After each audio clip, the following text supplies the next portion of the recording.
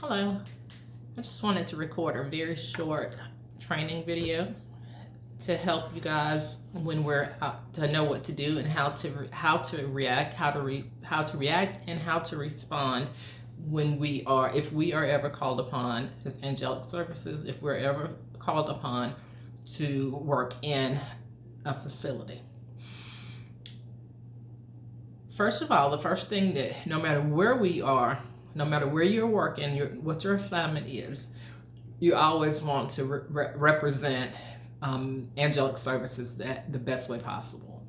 So that comes with the smile and that comes with the greeting. Okay. So I'm going to give you an example of today.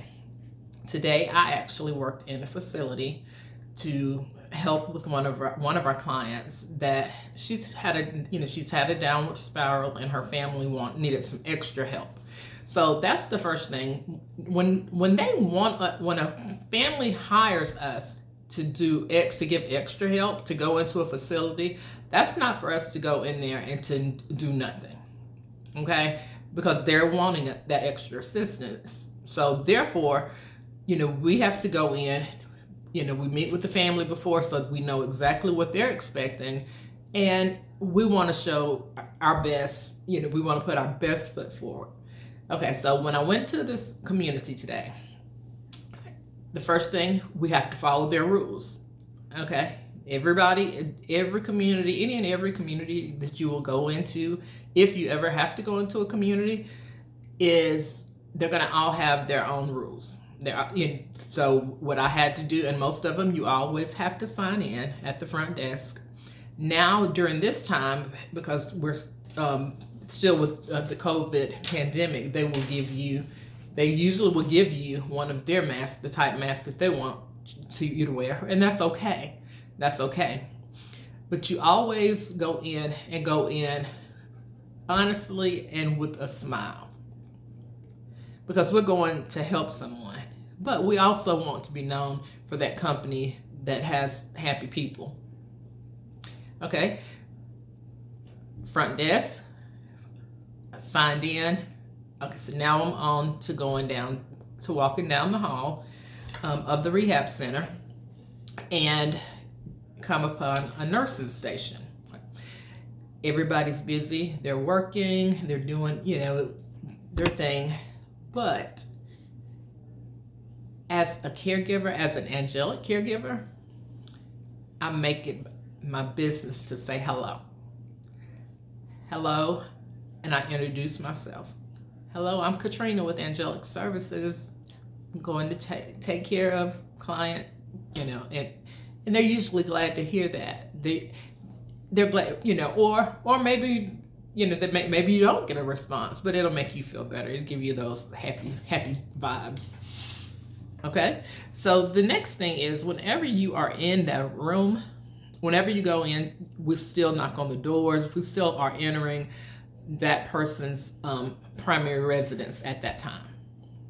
Okay, even if it's somewhere even if it's at a hospital,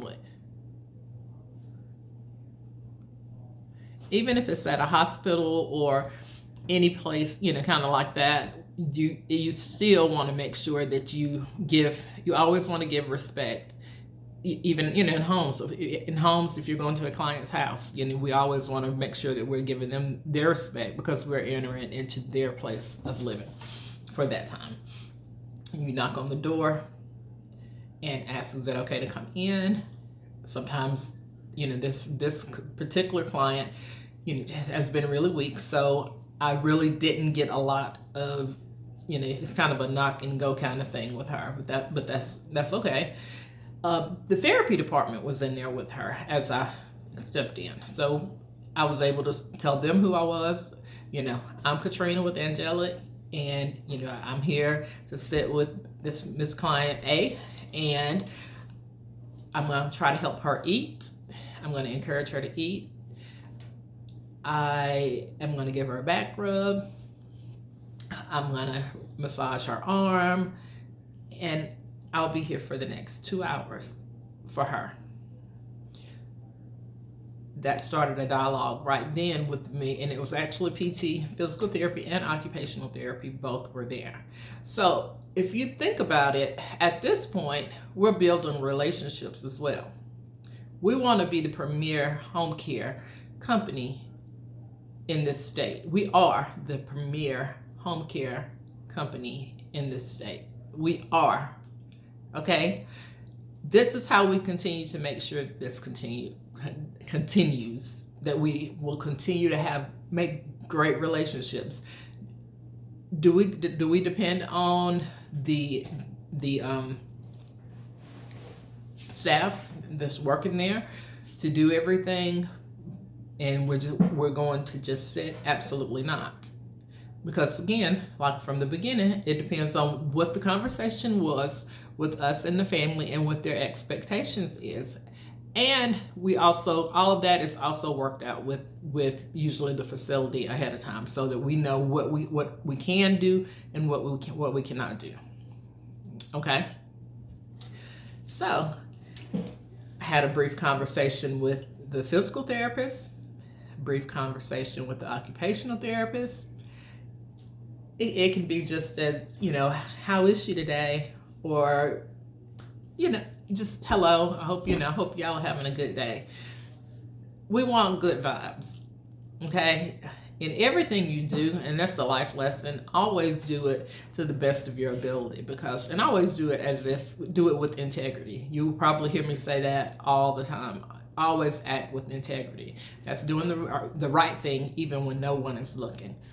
So the therapist left out, and first thing I did was speak to the client, let her know again, reminded her who I am, and she really did not want to wake up. She was like, oh, I'm just so tired, my back hurts so bad. I said, I'm gonna rub your back, because we're there, y'all. It is such a blessing to be able to be there and to be that person, that even if it's just an hour, 2 hours, even if it's just that back, even if it's a 10-minute back rub, a 10-minute back rub may make a world of a difference for someone who is having chronic back pain. That's not a medical procedure. That's just a comfort thing.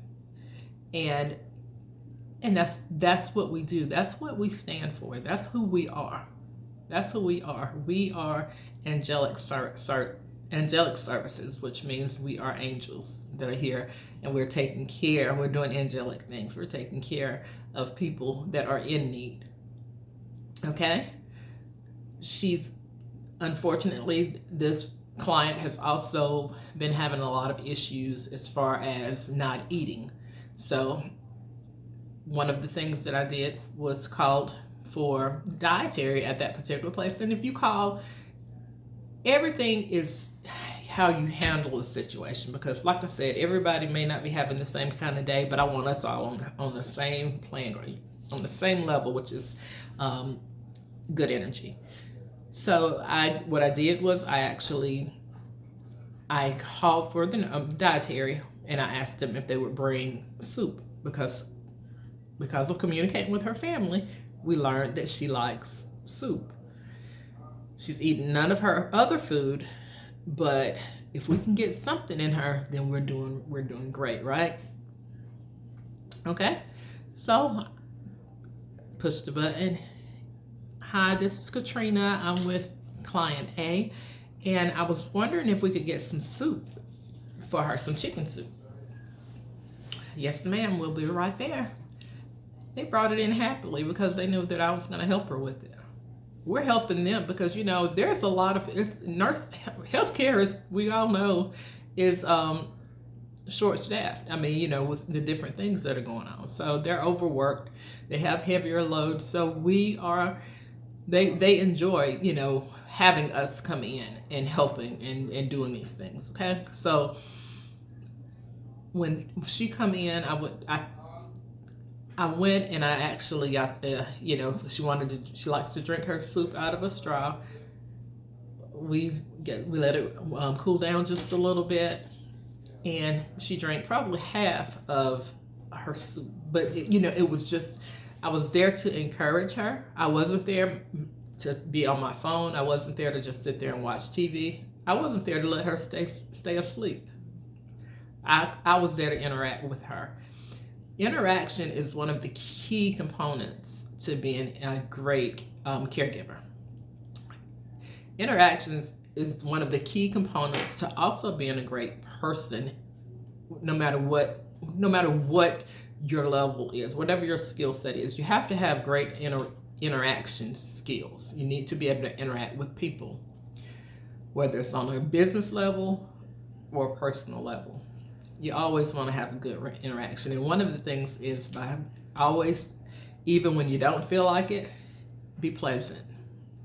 Give them that smile.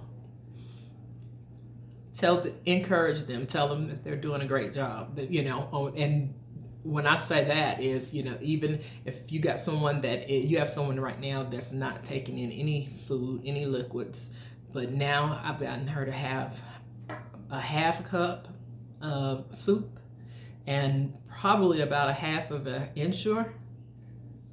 Encouragement is everything. I'll give her, she was ready for her back rub. I probably rubbed her back twice. She knew what time it was. And another thing, just because you are in a facility, always know that someone is watching. The nurse, when she came back in, she said, what time are you leaving? And they don't, what time are you leaving? And I told her it would be at 2:00 because she had 2 hours. She said, okay. She said, because the daughter called and she wanted to make sure that you guys were here the whole 2 hours. So communicating that, she didn't have to tell me that, but you know what? She felt like we had a relationship because I had been talking back and forth to her every time she came in the room for something. How is she? Oh, she's fine. I'm trying to encourage her to eat this. I'm trying to because those are things, again, these nurses and these CNAs that are in these facilities, they probably have at least 15 clients or more, probably, a group of 15 that they're taking care of at one time, the CNAs. The nurses probably have about 30.